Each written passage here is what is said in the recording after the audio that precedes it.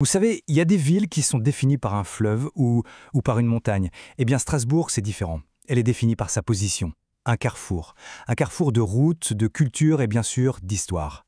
Allez, on va voir ensemble comment ce destin un peu particulier a façonné une ville qui est en fait absolument unique en Europe.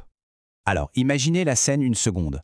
Entre 1870 et 1945, donc en à peine 75 ans, les habitants de Strasbourg ont dû changer de passeport 4 fois. C'est un rythme complètement fou qui nous raconte une histoire tourmentée, une ville constamment tiraillée entre deux des plus grandes puissances du continent.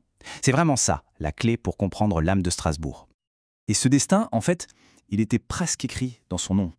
Après avoir été détruite par les Hannes, la ville est rebaptisée Strasbourg, littéralement la forteresse des routes. C'est incroyable, non?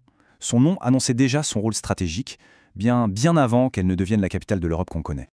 Forcément, cette position de carrefour l'a placée au cœur même d'un duel qui a duré des siècles, entre les influences françaises et germaniques. Mais loin de l'effacer, ce conflit a en réalité sculpté son identité, pour la rendre profondément biculturelle. Et cette double histoire, elle se lit directement sur les murs de la ville. Il suffit de se promener pour s'en rendre compte. D'un côté, on a la petite France, qui nous plonge dans une Alsace presque de carte postale, avec ses maisons à colombages qui semblent hors du temps.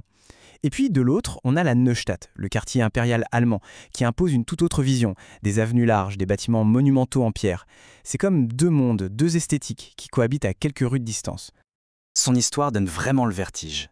D'abord française sous Louis XIV, elle devient ensuite la capitale du Reichsland allemand après 1871, puis elle redevient française en 1918, avant d'être annexée de force par le régime nazi pour être finalement libérée en 1944. Chaque changement a évidemment laissé des cicatrices profondes, sur les gens comme sur la culture locale. Mais voilà, après la Seconde Guerre mondiale, l'Europe doit se reconstruire sur ses propres ruines. Et c'est justement là que le passé si douloureux de Strasbourg va devenir son plus grand atout. La ville, qui était un enjeu de guerre, allait se transformer en un véritable chantier pour la paix. Le choix de Strasbourg, donc, ce n'était pas du tout un hasard. Il portait une charge symbolique immense.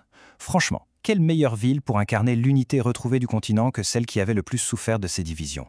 La réponse était évidente. Et attention, ce statut, il n'est pas juste symbolique, il est très concret.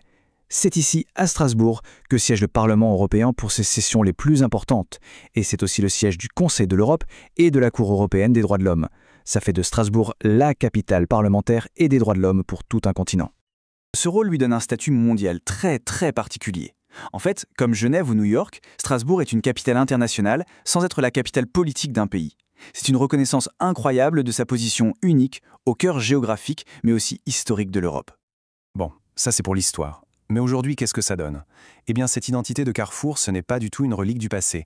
Au contraire, elle est plus vivante que jamais, et elle s'exprime de façon très moderne.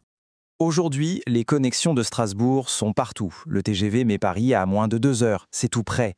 Son port sur le Rhin, c'est une artère commerciale majeure en Europe.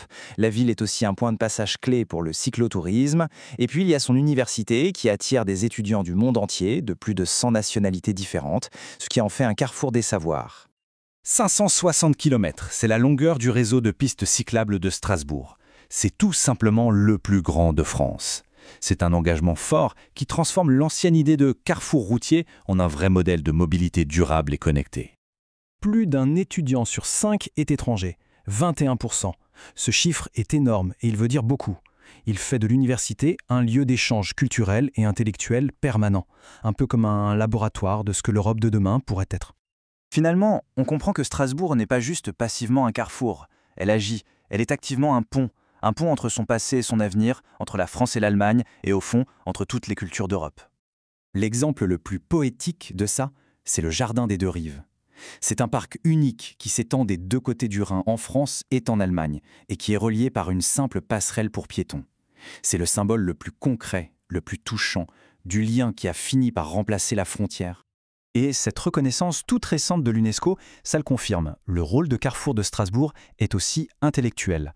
En devenant capitale mondiale du livre, la ville continue de promouvoir le dialogue, l'échange des idées et reste fidèle à son incroyable héritage humaniste. Au bout du compte, l'histoire de Strasbourg nous laisse avec cette question, qui est fascinante.